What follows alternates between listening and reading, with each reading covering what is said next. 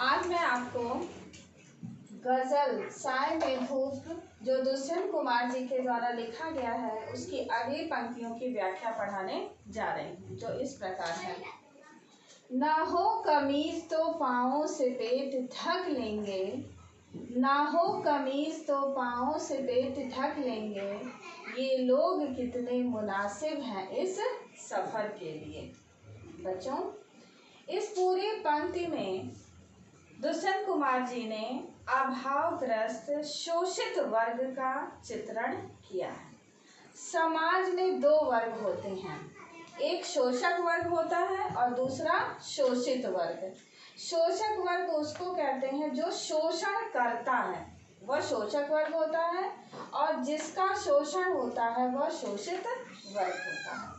इसी शोषित वर्ग की दयनीय स्थिति का वर्णन इन पंक्तियों में दुष्यंत कुमार जी ने किया है कि ये समाज का जो शोषित वर्ग है, जिसके साथ अन्याय हो रहा है, अत्याचार हो रहा है, जिसका शोषण हो रहा है, वह इतना लाचार और बेबस है कि न हो कमीज, अगर उसके पास पहनने के लिए कमीज, कमीज मतलब शर्ट जिसको कहते हैं, लेकिन यहाँ पर वस्त्र से है, अगर उसके पास पहनने के लिए वस्त्र नहीं है तो पाँवों से पेट ढक लेंगे।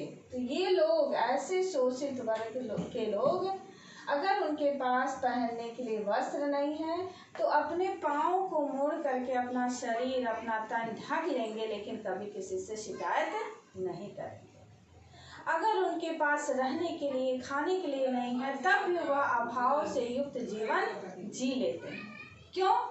क्योंकि इस शोषित वर्ग को पता है कि उनके साथ कभी न्याय नहीं हो सकता। समाज का जो शोषक वर्ग है इतना शक्तिशाली है कि उसके विरुद्ध ये लोग आवाज उठा नहीं सकते। वो एकदम इत्मीनान करके बैठा हुआ है कि अगर हम अपनी आवाज को उठाते भी हैं और इनका विरोध करते हैं तो समाज के लोग इनको जीवित नहीं छोड़ेंगे। बिल्कुल लाचार हैं।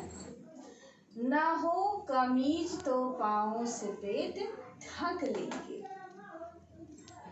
समाज के जो ये शोषित वर्ग हैं, इतने ज़्यादा शोषक वर्ग के द्वारा सताए गए हैं, अन्याय इनके साथ हुआ है, अत्याचार हुआ है कि अब ये पूरी तरह से हार मान करके बैठ गए हैं कि अब हमारे साथ कभी भी न्याय नहीं हो सकता, हमें ऐसे ही अभाव से युक्त जीवन को जीना है।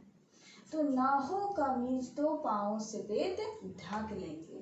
ये लोग अगर पहनने के लिए कुछ नहीं है, खाने के लिए नहीं है, रहने के लिए नहीं है, तब भी यह किसी के आगे हाथ नहीं फैलाएंगे, किसी से कहेंगे नहीं, क्योंकि इनको ये विश्वास हो गया है कि हमारी बात को कोई सुनने समझने वाला नहीं है। तो ये लोग, अगर इनके पास पहनने के लिए वस्त्र नहीं है तो अपने शरीर को, घुटनों को, पैर को मोड़ करके तन ढक लेंगे, लेकिन कभी किसी से कहेंगे नहीं। बच्चों, इस पूरी पंक्ति में दृश्य बिंब है। इस पंक्ति को पढ़ने के बाद ऐसा लग रहा है कि कोई दीनहीन लाचार व्यक्ति जो है इस तरह से बैठा हुआ है। दृश्य बिंब यानी हम किसी चीज का वर्णन इस तरह से करें और उसको पढ़ें, आंखों के सामने जब दृश्य उपस्थित हो जाए तो वहाँ दृश्य बिंब होता है। ये लोग कितने मुनासिब, बच्चों मुनासिब शब्द का अर्थ होता है उचित है इस सफर के लिए। इस सफर के लिए माने इस तरह का जीवन जीने के लिए, क्योंकि ये लोग ना इन शोषक वर्ग के खिलाफ आवाज उठाएंगे और ना ही कभी समाज में कोई परिवर्तन होगा। समाज का जो शोषक वर्ग है वो भी चाहता है कि हमारी जनता दीनहीन, लाचार, बेबस होकर के ऐसे ही बैठी रहे और इनकी अपनी कुर्सी बनी रहे। ये लोग कितने, यानी समाज का जो दीनहीन, अभावग्रस्त, शोषित वर्ग है, वो लोग इस तरह का जीवन जीने के लिए, अभाव में, अत्याचार इनके साथ हो रहा है, तकलीफों में दबे कुचले होकर के ये इस तरह का जीवन जीने के लिए पूरी तरह से उचित है। ठीक है।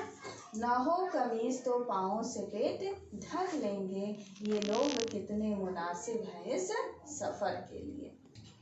इस प्रकार समाज के जो अभावग्रस्त दीन दुखी लोग हैं वह समाज में किसी तरह का परिवर्तन ला ही नहीं सकते, क्योंकि उनकी आवाज को कोई भी सुनने समझने वाला नहीं। ठीक है, अगली पंक्ति।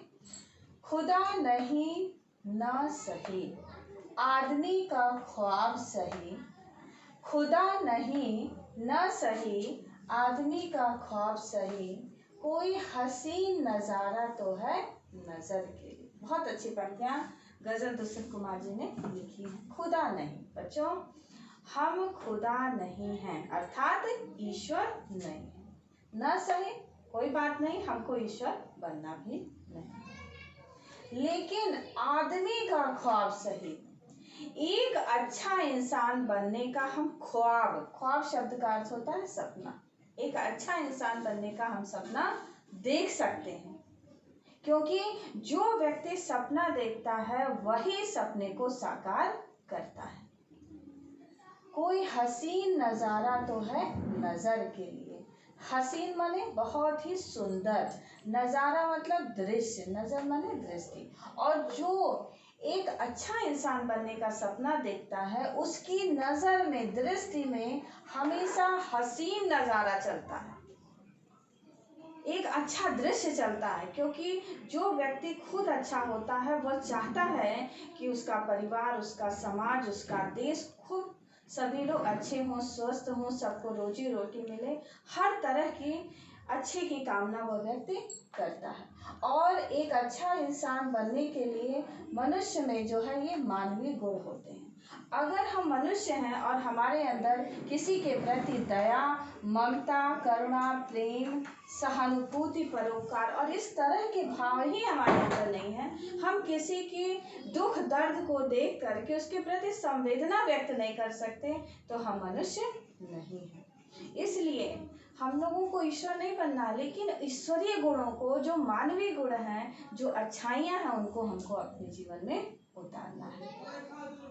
क्योंकि जो व्यक्ति अच्छा होता है वो हमेशा चाहता है कि अगल बगल वाले, हमारे समाज, हमारे देश के सभी लोग अच्छे हो जाएं, सभी स्वस्थ हों।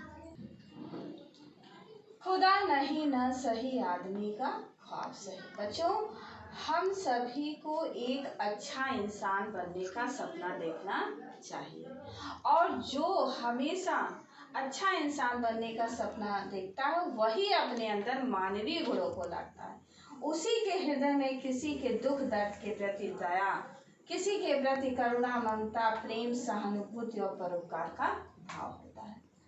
और जिसके हृदय में ये सारे मानवीय गुण आ जाते हैं वही हमेशा उसकी नजर में, उसकी दृष्टि में ये चलता रहता है, नजारा, दृश्य चलता है, कोई हसीन माने अच्छा, कि उसका देश, उसका समाज, समाज में रहने वाले सभी लोग स्वस्थ रहें, सभी को रोजगार मिले, सभी को भोजन मिल सके, सभी को रहने की सारी सुख सुविधा मिल सके। तो इस प्रकार बच्चों मैंने ये दोनों पंक्तियों की व्याख्या आपको समझा दी। अब इसका कला पक्ष, उर्दू मिश्रित खड़ी बोली का प्रयोग हुआ है इस गजल में। पहली पंक्ति में दृश्य बिंब है, ना हो कमीज, तो यहाँ पर दृश्य बिंब का प्रयोग हुआ है, और बहुत सारे उर्दू के शब्द यहाँ पर आए हैं।